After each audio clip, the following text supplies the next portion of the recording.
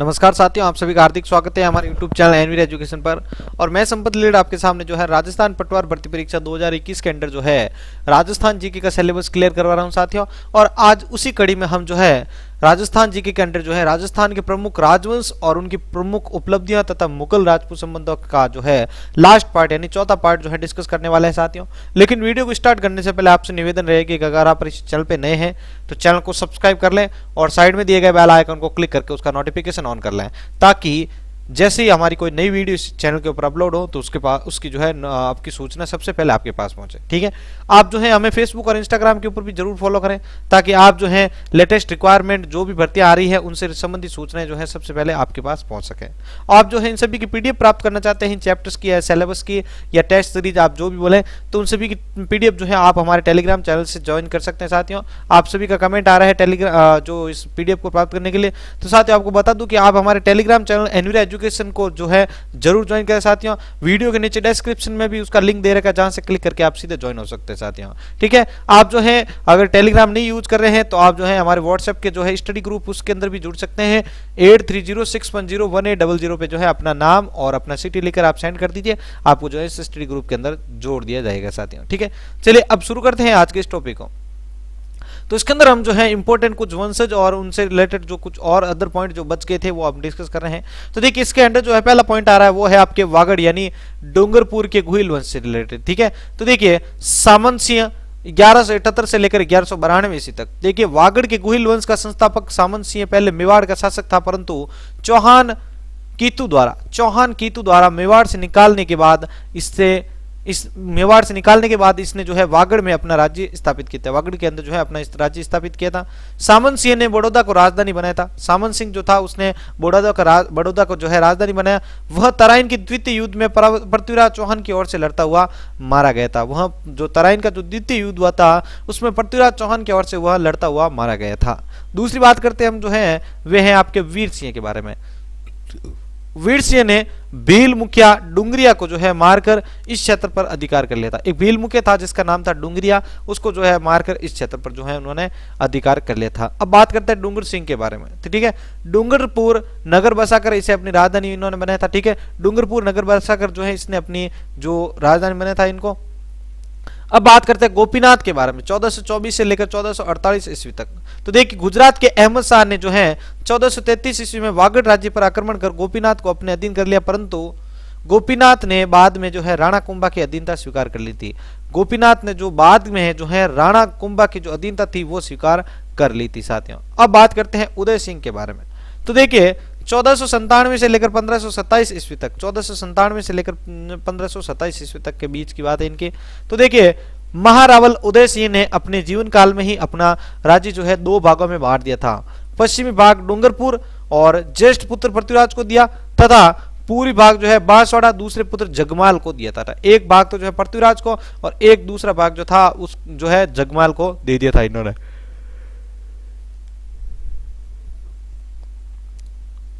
उदय सिंह खानवा के युद्ध यानी 1527 के अंदर जो है खानवा का युद्ध हुआ था। तो देखिए उदय सिंह जो है खानवा के युद्ध में राणा सांगा की ओर से लड़ता हुआ वीर गति को प्राप्त हो गया था। उदय सिंह जो था खानवा के युद्ध में राणा सांगा की ओर से जो है ये युद्ध में था, लड़ाई कर रहा था, तो उसमें जो है ये वीर गति को प्राप्त हो गया था।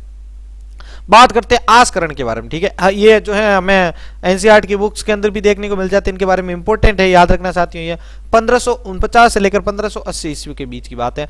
पृथ्वीराज के उत्तराधिकारी आस्करण ने जो है मारवाड़ के राव चंद्रसेन को जो है शरण दी थी।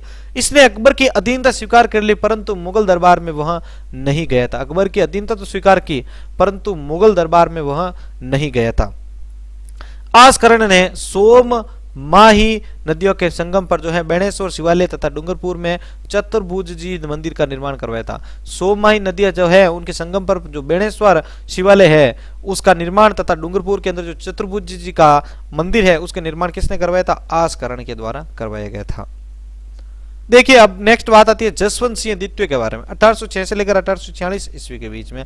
तो देखिए 1818 ईस्वी के अंदर जो है अंग्रेजों से संधि हुई थी। 1818 ईस्वी के अंदर जो है अंग्रेजों से जो है संधि हुई थी। अब देखिए बात करते हैं बांसवाड़े के गुहिल के बारे में।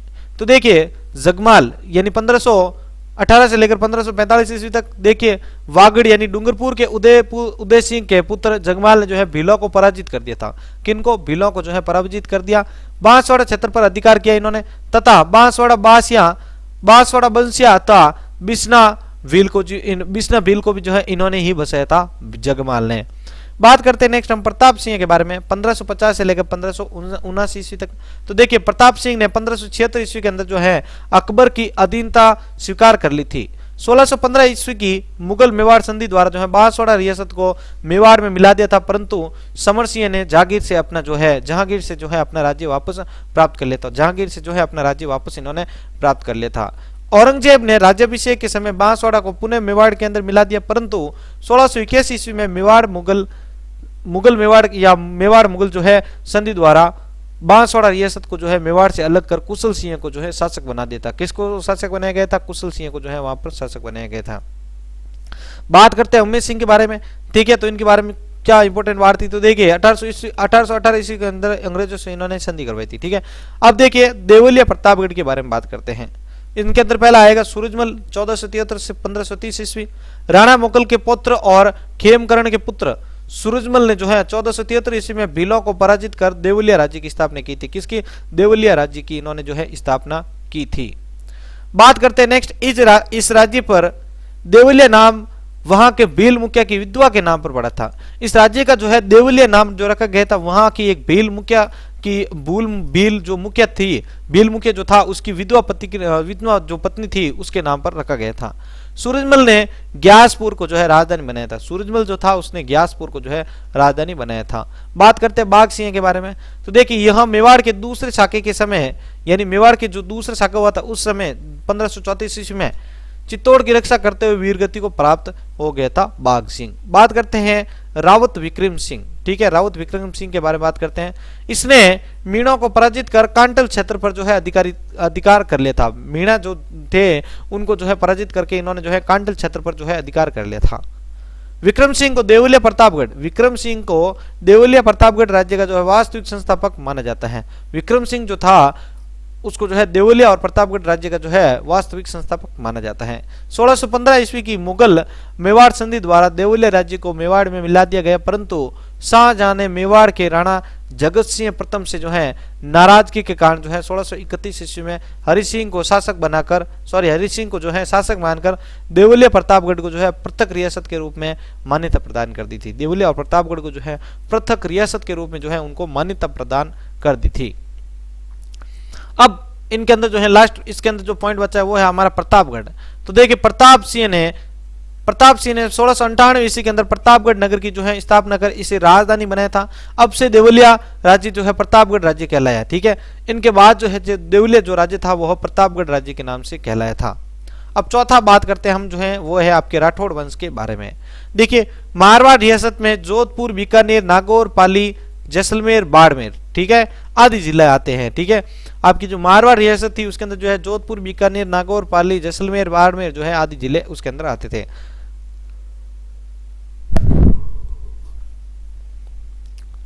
राजस्थान में जो है राठौड़ों की मुख्यतः 3 रियासतें आती थी। कौन कौन सी? मारवाड़, बीकानेर और किशनगढ़। तो देखिए मारवाड़ के अंदर है जोधपुर, स्थापना इसकी कब हुई थी? 1459 ईस्वी को। संस्थापक कौन था? राव सिंह। दूसरा है आपके बीकानेर, 1488 ईस्वी के अंदर इनकी स्थापना, और इनके संस्थापक कौन है? राव बीका से बीकानगर, ठीक है, बीकानेर। फिर आता है आपके किशनगढ़, तो 1609 ईस्वी के अंदर इसकी स्थापना है, ठीक है। और यहाँ पर देखिए इनके जो संस्थापक कौन थे, स्थापना करता, तो वे थे आपके किशन सिंह, ठीक है। किशन सिंह से बना किशनगढ़। अब बात करते हैं हम उत्पत्ति के बारे में, ठीक है। तो देखिए राठौड़ वंश से रिलेटेड है। तो देखिए राठौड़ शब्द की जो व्युत्पत्ति है, राठौड़ शब्द की जो व्युत्पत्ति है वह राष्ट्रकूट शब्द से मानी जाती है। राठौड़ जो शब्द था उनकी जो व्युत्पत्ति है वो आपके जो है राष्ट्रकूट शब्द से मानी जाती है। पृथ्वीराज रासो, नैण सिंह, दयाल दास और कर्नल टॉड राठौड़ों को जो है कन्नौज के जयचंद गहड़वाल का जो है वंशज मानते हैं। किनका? कन्नौज के जो जयचंद गहड़वाल थे उनका जो है वंशज इनको मानते हैं। राष्ट्रोड वंश महाकाव्य में जो है राठौड़ों की उत्पत्ति शिव के शीश पर स्थित चंद्रमा से बताई जाती है। राठौड़ों की जो है उत्पत्ति जो है शिव के शीश पर स्थित जो है चंद्रमा है होता है, उनसे जो है इनकी उत्पत्ति बताई जाती है। डॉक्टर हॉर्नली, ठीक है, डॉक्टर हॉर्नली ने सर्वप्रथम राठौड़ों को जो है गैर वालों से भिन्न माना है। इन मत का जो है समर्थन डॉक्टर ओझा ने किया था। इस मत का जो है आपके समर्थन डॉक्टर ओझा के द्वारा किया गया है। डॉक्टर ओझा ने मारवाड़ के राठौड़ों को जो है बदायूं के राठौड़ों का वंशज माना है। डॉक्टर ओझा तो थे, इन्होंने जो है मारवाड़ के राठौड़ों को जो है बदायूं के राठौड़ों का जो है वंशज माना है। बदायूं के जो राठौड़ थे उनका जो है उनको वंशज माना है। बात करते हैं नेक्स्ट पॉइंट की साथियों। तो देखिए नेक्स्ट आता है हमारे पास कच्छावा वंश। कच्छावाहों को भगवान श्री राम के पुत्र कुश का वंशज माना है। भगवान श्री राम के जो पुत्र थे कुश, उनका जो है वंशज माना है कच्छावाहों को। ठीक है, 1612 ईस्वी के आमेर के लेख में जो है कच्छावाहों को रघुवंश तिलक कहा गया है। क्या कहा गया है साथियों? रघुवंश तिलक कहा गया है। सूर्यमल मिश्रण कच्छावाहों को रघुवंशी शासक कुर्म का जो है वंशज मानते थे। ठीक है, सूर्यमल मिश्रण जो है कच्छावाहों को रघुवंशी शासक कुर्म का जो है वंशज मानते हैं। इनका आदर्श वाक्य था क्या? ये तो धर्म सत्य। ठीक है, ये तो धर्म सत्य। ठीक है, ये जो है आपके किसका आदर्श वाक्य मानते हैं? कच्छावाहों के दे। ठीक है, बात करते हैं इनके नीचे देखो एक इंपॉर्टेंट फैक्ट भी दे रखा है नोट के रूप में। तो देखिए ये पॉइंट आप एक बार देख लीजिएगा। देखिए मेवाड़ महाराणाओं को हिंदू सूरज कहा जाता है। उनका आदर्श वाक्य था जो दृढ़ राखी धर्म ताही राखे करतार। ठीक है, ये इनका जो है आपके इनके बारे में जो है इंपॉर्टेंट इनको कहा जाता है, साथ याद रखना है आपको। अब देखिए तेजकरण या दुल्हे राय के बारे में। तेजकरण या दुल्हे राय के बारे में देखिए, नरवर के सोड सिंह का पुत्र था। नरवर के सोड सिंह का पुत्र था कौन? तेजकरण या दुल्हे राय। ठीक है, अब देखिए इसने जो है 1137 में बड़ गुर्जर को जो हराकर है दोसा पर इन्होंने अधिकार कर लिया था। किसको? बड़ गुर्जर को जो है हराकर इन्होंने दोसा पर जो है इन्होंने अधिकार कर लिया था। याद रखना है इनके बारे में इन पॉइंट्स को। अब देखिए इसने 1137 ईस्वी में इसने जो है 1137 ईस्वी के अंदर जो है बड़ गुजरों को हराकर दोसा पर अधिकार किया। कच्छावाहों की प्रारंभिक राजधानी कौन सी थी? याद रखना है आपको, अगर पूछ लिया जाए कच्छावाहों की जो है प्रारंभिक राजधानी कौन सी थी तो याद रखना है आपको। ठीक है, दोसा। अब देखिए दुल्हे राय कच्छावा वंश का जो है संस्थापक आदि पुरुष या मल्ल पुरुष कहलाता है। ठीक है, दुल्हे राय कच्छावा वंश का जो संस्थापक होता है वह आपके आदि पुरुष या मूल पुरुष जो है कहलाता है। इसने मीणाओं को हराकर मांझी पर अधिकार कर लिया। वह मांझी का जो नाम रामगढ़ कर लिया था। ठीक है, मांझी का नाम जो है इन्होंने रामगढ़ कर दिया था। यहाँ जमुवाई माता का मंदिर बनवाया। यहाँ पर किसका माता का मंदिर बनाया था? इन्होंने जमुवाई मंदिर माता का जो है इन्होंने मंदिर बनाया था। जमुवाई माता जो है कच्छावाहों की कुल देवी मानी जाती है। याद रखना है कच्छावाहों की जो कुल देवी है वो किस देवी को माना जाता है? जमुवाई देवी को माना जाता है। चलिए तो 3 पॉइंट हमने 4 पॉइंट जो है इससे पहले हमने क्लियर कर लिए हैं। एक बार जो है वीडियो के नीचे शेयर बटन पर क्लिक करें और इस वीडियो को ज्यादा से ज्यादा लोगों तक शेयर कर दें फटाफट।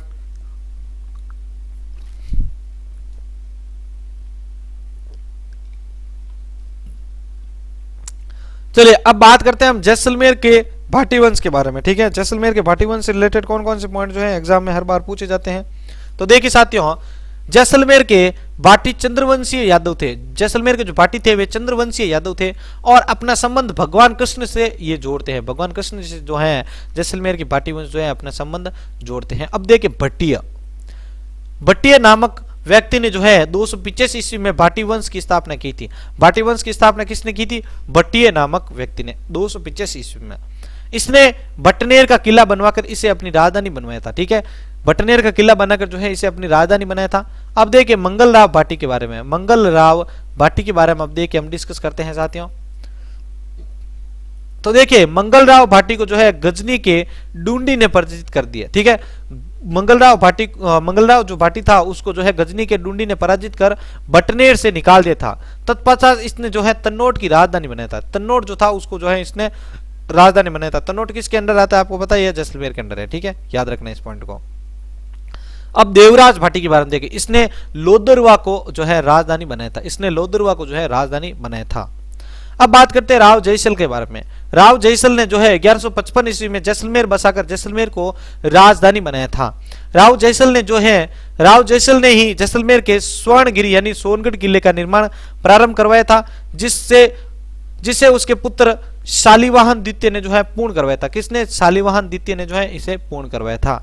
जैसलमेर के किले में चूने का प्रयोग नहीं किया गया, बल्कि यह पत्थर पर पत्थर रखकर बनाए गए हैं। जैसलमेर का जो किला है उसके अंदर किसी प्रकार के जो है चूने का प्रयोग नहीं किया गया है, इसके अंदर सिर्फ जो है पत्थर पर पत्थर रखकर है जो इसको बनाया गया है। बहुत ही इंपॉर्टेंट और अजीब बहुत अच्छी बात है ये जो है अपने जैसलमेर के किले से रिलेटेड, वहां पर बिना किसी जो है चूने से है इसके बिना किसी चूने के जो है इसको बनवाया गया है। इसके अंदर जो ईंट के ऊपर जो है ईंट बनाकर जो है इस किले का निर्माण करवाया गया है। साथियों याद रखना है आपको, बहुत अच्छी बात बताई गई है यहाँ पे। चलिए अब देखिए रावल मूलराज प्रथम के बारे में। मूलराज प्रथम के समय जो है अलाउद्दीन खिलजी यानी 1296 से लेकर 1316 ईस्वी ने जैसलमेर पर आक्रमण किया था। ठीक है, अलाउद्दीन खिलजी ने जो है जैसलमेर पर आक्रमण किया। इसी समय जैसलमेर का प्रथम साकर हुआ था। इसी के समय जो है जैसलमेर का जो है प्रथम साका हुआ था, ये भी याद रखना है आपको। अब देखिए राव दूदा के बारे में, इसके बारे में भी एग्जाम में कई बार पूछा जाता है। देखिए राव दूदा के समय जो है फिरोज शाह तुगलक यानी 1351 से लेकर 1388 ईस्वी में आक्रमण किया। परिणामतः जैसलमेर का दूसरा साका हुआ था। इस समय देखो आपके अलाउद्दीन खिलजी का जो आक्रमण हुआ था उस टाइम तो जो है जैसलमेर का प्रथम साका हुआ था, लेकिन रावल दूदा के समय जो है उनका दूसरा जो है आक्रमण के समय जो है दूसरा साका हुआ था। 7वां पॉइंट क्लियर करते हैं हम करौली के यादव वंश से रिलेटेड। ठीक है, बात करते हैं सबसे पहले विजयपाल के बारे में। करौली के यादव राजवंश की जो स्थापना थी वो आपके 1040 ईस्वी में विजयपाल ने की थी। वह मथुरा के यादव वंश से संबंधित था। वह मथुरा के जो है यादव वंश से संबंधित था। विजयपाल ने बयाना को जो राजधानी बनाया था, किसको बयाना को राजधानी बनाया? बयाना के विजय मंदिरगढ़ किले का निर्माण जो है विजयपाल ने करवाया था। बयाना के विजय मंदिरगढ़ किले का निर्माण किसने? विजयपाल ने करवाया था। अब देखिए तवनपाल, ठीक है, तवनपाल के बारे में देखते हैं। विजयपाल के पुत्र तवनपाल या तिमनपाल ने तिमनगढ़ बसाया था तथा किले का निर्माण करवाकर इसे अपनी राजधानी बनाया। किले का निर्माण करवाकर इन्होंने क्या किया? अपनी राजधानी बना दिया इनको। अब देखिए अर्जुन पाल के बारे में। अर्जुन पाल ने 1348 ईस्वी में कल्याणपुर यानी वर्तमान जो इसको जो है कल्याणपुर को करौली के नाम से जाना जाता है, यानी कल्याणपुर नगर की स्थापना की थी या करौली की जो है इन्होंने स्थापना की थी। बात करते हैं धर्मपाल द्वितीय के बारे में। इसने 1650 ईस्वी में करौली को राजधानी बनाया था। इसने जो है करौली को 1650 ईस्वी के अंदर जो है एक प्रकार जो है इन्होंने राजधानी इसको जो है बनाया था। चलिए बात करते हैं अब गोपाल पाल के बारे में। गोपाल पाल ने करौली में मदन मोहन मंदिर का निर्माण करवाया था। ठीक है, गोपाल ने जो है करौली के अंदर जो है मदन मोहन मंदिर का निर्माण करवाया। यह राजस्थान में गौड़ीय संप्रदाय की द्वितीय पीठ मानी जाती है। गौड़ जो संप्रदाय था, उस गौड़ीय जो संप्रदाय था इसकी जो है द्वितीय पीठ माना जाता है, जो कि राजस्थान के अंदर है। ठीक है, अब देखिए हरबख्श पाल के बारे में देखते हैं। हरबख्श पाल के बारे में 9 नवंबर 1817 ईस्वी को अंग्रेजों से इन्होंने जो है संधि की। करौली राज्य की प्रथम रियासत थी ये। ठीक है, जिसने अंग्रेजों से अधीनस्थ संधि की थी। अंग्रेजों से अधीनस्थ संधि की थी इन्होंने हरबख्श पाल की। ठीक है, अब बात करते हैं मदन पाल के बारे में। 1857 के विद्रोह के समय जो है कोटा महाराव राम सिंह की सहायता के लिए जो है सेना भेज दी थी। 1857 के विद्रोह के समय जो है कोटा महाराव राम सिंह की सहायता के लिए जो है सेना भेज दी थी।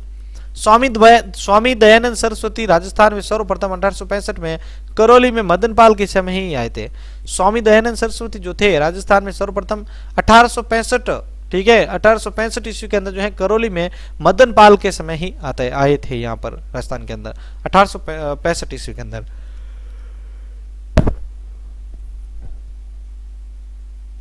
देखिए साथियों 8वां पॉइंट अलवर राज्य से रिलेटेड है।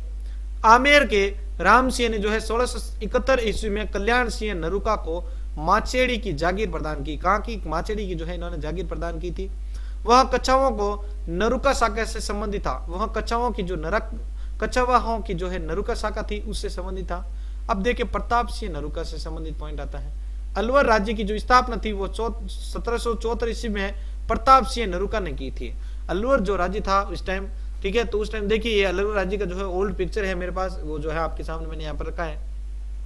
तो अलवर राज्य की जो स्थापना थी वो 1774 में जो है आपके प्रताप सिंह नरुका जो थे, प्रताप सिंह नरुका, ठीक है, प्रताप सिंह नरुका ने जो है आपके की थी। मुगल बादशाह शाह आलम द्वितीय ने 1774 में प्रताप सिंह नरुका को माचेड़ी का पृथक शासक स्वीकार कर उसे राव राजा बहादुर की उपाधि थी। ठीक है, ये प्रताप सिंह जो नरुका थे इनको जो है राव राजा बहादुर की भी उपाधि दी गई थी, याद रखना आप। दिसंबर 1775 में प्रताप सिंह ने जाटों से अलवर छीनकर इसे राजधानी बनाया था। जाटों से जो है इन्होंने अलवर छीना और इसे जो है राजधानी बना दिया था। बात करते हैं अब बख्तावर सिंह के बारे में, ठीक है। इसने बख्तावर सिंह के बारे में देखिए, इसने लासवाड़ी के युद्ध यानी 1803 ईस्वी में मराठों के खिलाफ अंग्रेजों को सहायता दी थी। मराठों के खिलाफ जो है इन्होंने अंग्रेजों को सहायता दी थी। परिणामतः नवंबर 1803 में जो है अंग्रेजों ने अलवर राज्य के साथ मैत्री संधि की थी। अलवर राज्य के साथ जो है इन्होंने मैत्री संधि की थी। देखिए बख्तावर सिंह बख्तेश तथा चंद्रमुखी नाम से कविताएं लिखते थे। बख्तावर सिंह जो थे बख्तेश व चंद्रमुखी नाम से जो है ये कविताएं लिखते थे। अब देखते हैं हम नेक्स्ट विनय सिंह के बारे में। विनय सिंह ने अलवर में 80 खंभों वाली मूसी रानी की छतरी का निर्माण करवाया था। अलवर के अंदर 80 खंभा वाली जो मूसी रानी की जो छतरी थी उसका निर्माण किसके द्वारा करवाया गया है? विनय सिंह के द्वारा। मूसी रानी बख्तावर सिंह की पासवान थी।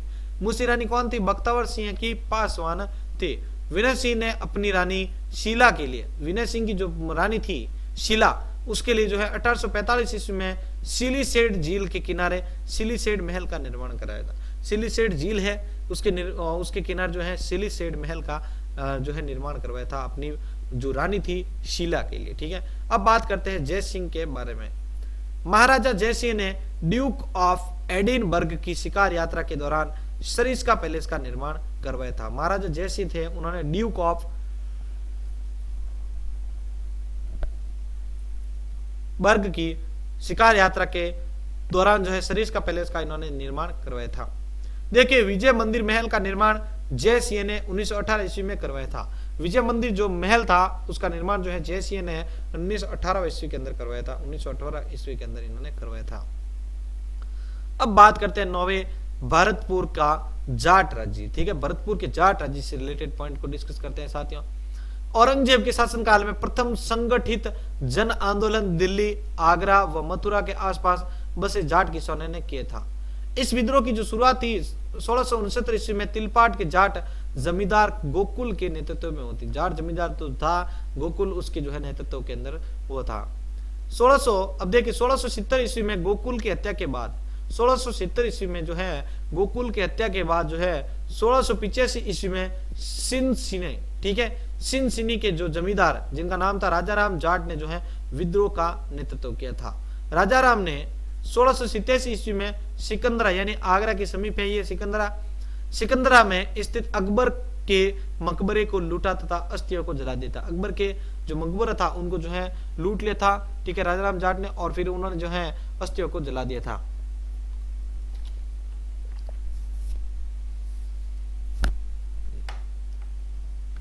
देखिए नेक्स्ट बात आती है हमारे पास चूड़ामन जाट से रिलेटेड।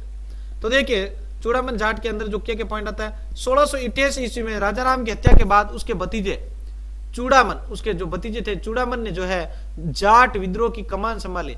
जाट जो विद्रोह था उसकी कमान संभाली। उसने स्वतंत्र जाट राज्य की स्थापना कर थूण को राजधानी बनाया था। स्वतंत्र जाट राज्य की जो उन्होंने स्थापना की और फिर जो है थूण जो था उसको जो है अपनी राजधानी बनाया। थूण के किले का निर्माण भी इन्होंने करवाया था। थूण के किलों का निर्माण भी करवाया था चूड़ामन जाटों ने। बात करते हैं मदन सिंह के बारे में। 1722 से लेकर 1756 ईस्वी तक के बारे में। देखिए चूड़ामन की मृत्यु के बाद उसके ज्येष्ठ पुत्र मोहकम सिंह, ठीक है, उसके ज्येष्ठ पुत्र थे मोहकम सिंह के विरुद्ध छोटा पुत्र मदन सिंह सवाई जय सिंह से मिल गया था। किससे? सवाई जय सिंह से वह मिल गया था। सवाई जय सिंह की सहायता से 1722 ईस्वी में मदन सिंह जाट शासक बन गया। सवाई जय सिंह ने जो है उसे ब्रजराज की उपाधि दी और डीग की जागीर भी प्रदान की थी। मदन सिंह स्वयं को सवाई जय सिंह का एक सामंत मानता था। मदन सिंह जो था वह स्वयं को जो है सवाई जय सिंह का एक सामंत मानता था। बादशाह मोहम्मद शाह ने जो है मदन सिंह को राजा की उपाधि प्रदान की थी। मदन सिंह को भरतपुर के जाट राज्य का वास्तविक संस्थापक माना जाता है। भरतपुर के जो जाट राज्य का वास्तविक संस्थापक किसको माना जाता है? मदन सिंह को माना जाता है। देखिए मदन सिंह ने जो है डीग के किले का निर्माण करवाया था। डीग के किले का निर्माण किसने करवाया था? मदन सिंह ने। मदन सिंह कौन था? जाट राज्य का वास्तविक संस्थापक भरतपुर के अंदर, ठीक है। अब देखिए डीग के जल महलों का निर्माण, डीग के अंदर जो है जल महलों का निर्माण मदन सिंह के समय प्रारंभ हुआ। बदन सिंह के शासनकाल में डीग, कुम्हेर और भरतपुर के दुर्ग का निर्माण हुआ था साथियों। ठीक है, डीग के बदन सिंह के जो शासनकाल के अंदर ही जो है डीग, कुम्हेर और भरतपुर के